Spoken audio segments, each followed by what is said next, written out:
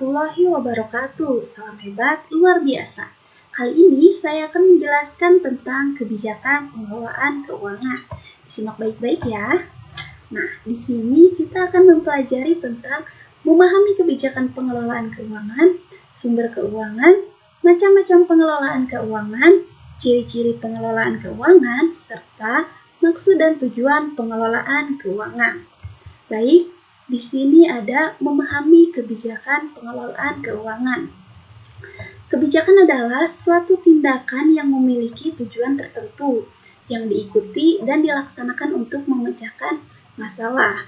Nah, di sini saya ambil contoh tentang kebijakan atau aturan yang dikeluarkan oleh pemerintah untuk menghadapi situasi saat ini, yaitu kebijakan social distancing. Di sini dikatakan bahwa suatu tindakan yang memiliki tujuan tertentu.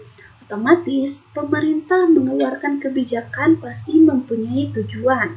Tujuannya apa? Tujuannya adalah untuk menghindari adanya penyebaran virus COVID-19. Lalu, diikuti dan dilaksanakan. Ketika kebijakan itu sudah dikeluarkan atau sudah disahkan, otomatis harus diikuti dan dilaksanakan oleh siapa? Oleh semua orang. Untuk memecahkan masalah. Masalahnya apa? Masalahnya adalah bagaimana cara kita memutus mata rantai penyebaran virus COVID-19. Nah, itu adalah kebijakan. Lalu, apa sih kebijakan pengelolaan keuangan?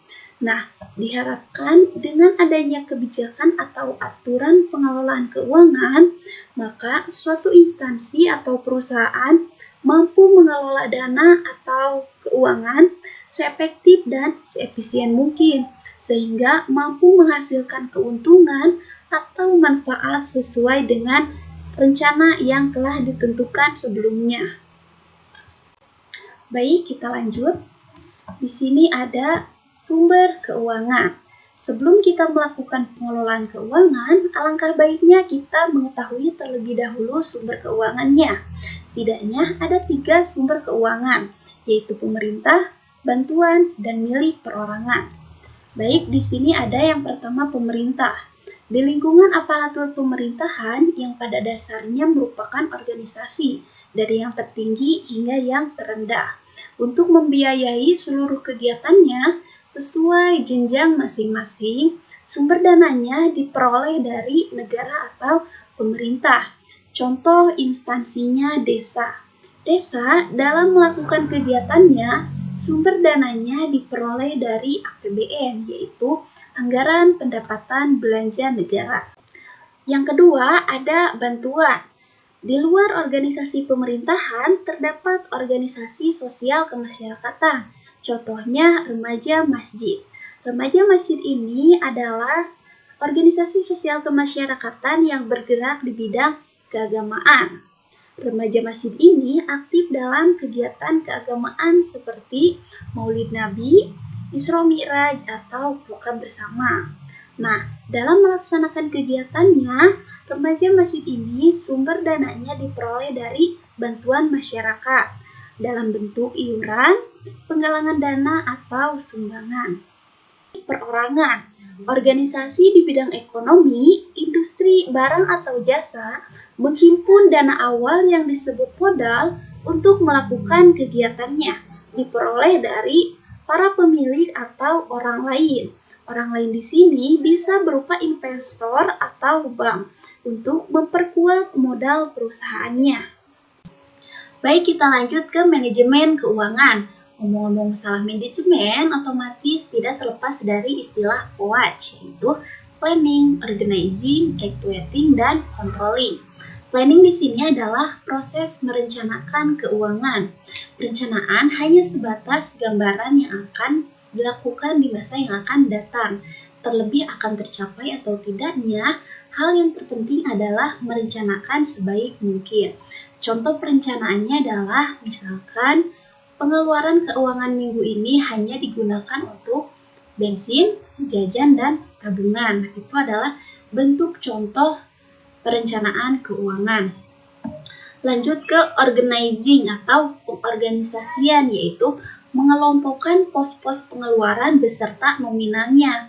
Apabila di planning tadi kita hanya menentukan posnya saja, yaitu bensin, jajan, dan tabungan, di organizing ini ada tambahannya, yaitu pos-posnya ditambahkan dengan nominalnya. Misalkan sekian rupiah untuk nabung, sekian rupiah untuk jajan, dan sekian rupiah untuk bensin.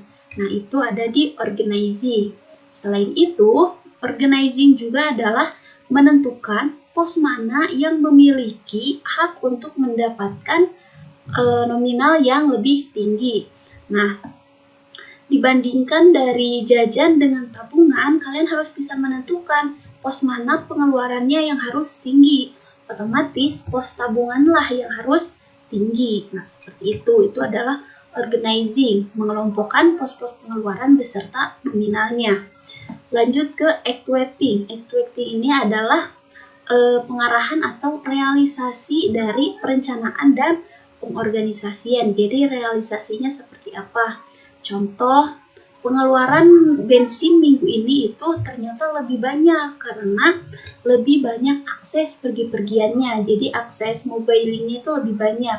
Nah, jangan kaget ketika realisasi itu tidak sama dengan apa yang direncanakan. Itu sudah menjadi hal yang lumrah gitu ya. Bagaimana cara kita menyikapinya saja.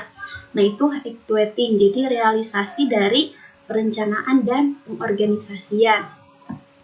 Lanjut, yang keempat ada controlling atau pengawasan. Pengawasan di sini adalah mulai dari planning, organizing, dan actuating. Nah, di sini pengawasan ini adalah kesimpulan dari awal sampai akhir. Kesimpulannya apa? Bisa kita tarik kesimpulan bahwa ternyata pengeluaran bensin minggu ini lebih banyak karena lebih banyak bepergiannya seperti itu. Nah, ternyata perusahaan juga mempunyai taktik atau cara pengelolaan keuangan yang berbeda-beda. Namun tujuannya tetap sama, yaitu menggunakan dana atau keuangan seefektif dan seefisien mungkin sehingga dapat mencapai sasaran dengan tepat seperti itu. Baik, kita lanjut ke fungsi pengelolaan keuangan. Di sini ada 4 poin. Yang pertama, mengoptimalkan berbagai perencanaan kegiatan yang akan dilakukan. Nah, artinya apabila keuangan dikelola dengan baik, maka berbagai macam tujuan yang telah direncanakan dapat dicapai dengan efektif dan efisien. Yang kedua, meminimalisir terjadinya pembengkakan pengeluaran. Dengan adanya pengelolaan keuangan, maka setiap pengeluaran akan terawasi, serta dapat meminimalisir pengeluaran-pengeluaran yang dirasa tidak perlu. 3. Tersedianya dana yang cukup, terencana, dan dapat dialokasikan dengan maksimal. Artinya, pengelolaan keuangan yang baik dapat menjamin ketersediaan dana yang cukup apabila dana tersebut dibutuhkan. Karena apa? Setiap pengeluaran tadi pun diawasi, pengeluaran yang dirasa tidak perlu diminimalkan saja, supaya ketika ada pengeluaran yang lebih penting, dana itu mencukupi dan dimaksimalkan penggunaannya. Yang keempat, adanya pemisah tiap-tiap otoritas dalam mengelola keuangan. Contohnya, memisahkan bagian pencatatan keuangan dengan bagian pengawasan keuangan. Supaya apa? Supaya menghindari terjadinya penyimpangan terhadap alokasi dana yang ada. Nah, itu adalah fungsi pengelolaan keuangan. Baik, kita lanjut ke macam-macam kebijakan pengelolaan keuangan. Di sini ada mencari dana, menggunakan dana, serta mengelola aset. Mencari dana adalah kegiatan yang bertujuan untuk memperoleh sumber dana agar dapat melaksanakan kegiatannya. Mencari dana ini dapat dari internal atau eksternal. Internal bisa dari modal pribadi dan tabungan mungkin, atau eksternal yaitu modal dari pinjaman atau bantuan dari bank, investor, dan lain sebagainya. Lalu di sini ada menggunakan dana. Ketika dana sudah ada, baik dari internal ataupun dari eksternal, disinilah proses kegiatan menggunakan dana dengan cara menginvestasikan dana yang ada pada berbagai bentuk aset, bisa berupa peralatan, perlengkapan, mesin, dan lain sebagainya. Lalu di sini ada mengelola aset. Mengelola aset ini adalah kegiatan yang dilakukan setelah dana diperoleh dan dialokasikan ke dalam bentuk aset apapun itu, seperti tadi peralatan, perlengkapan, atau mesin. Pengelolaan aset dilakukan seefektif dan seefisien mungkin. Diharapkan dengan adanya aset ini mampu menambah pendapatan perusahaan. Nah, itu adalah macam-macam kebijakan pengelolaan keuangan. Baik, lanjut ke ciri-ciri kebijakan pengelolaan keuangan. Yang pertama, dibuat oleh semua pihak terkait pada suatu perusahaan. Artinya, kebijakan tidak dibuat oleh perorangan, melainkan adanya musyawarah dan persetujuan dari semua pihak yang terkait atau pihak yang terlibat pada suatu perusahaan tersebut. Lalu yang kedua, harus diterima oleh semua pihak guna memajukan perusahaan. Artinya, kebijakan disahkan apabila semua pihak atau anggota menyetujui tentang kebijakan itu, guna memajukan perusahaan ke arah yang lebih baik. Yang ketiga, tidak merugikan perusahaan. Artinya, kebijakan yang baik itu dibuat untuk memajukan dan menguntungkan perusahaan, bukan sebaliknya. Yang keempat, harus transparansi. Artinya, adanya keterbukaan dan benar-benar dibuat untuk memecahkan suatu permasalahan yang ada dalam suatu perusahaan tersebut. Seperti itu. Lanjut, di sini ada maksud dan tujuan kebijakan pengelolaan keuangan. Yang pertama, memaksimalkan perencanaan kegiatan pada periode tertentu, yaitu setiap perencanaan dapat terlaksana dengan baik, didukung dengan pengelolaan keuangan yang baik pula. Yang kedua, mengurangi penggunaan biaya yang tidak diinginkan, karena pemasukan dan pengeluaran telah di-planning atau telah direncanakan sebaik mungkin, sehingga pengeluaran yang tidak perlu dapat diminimalisir.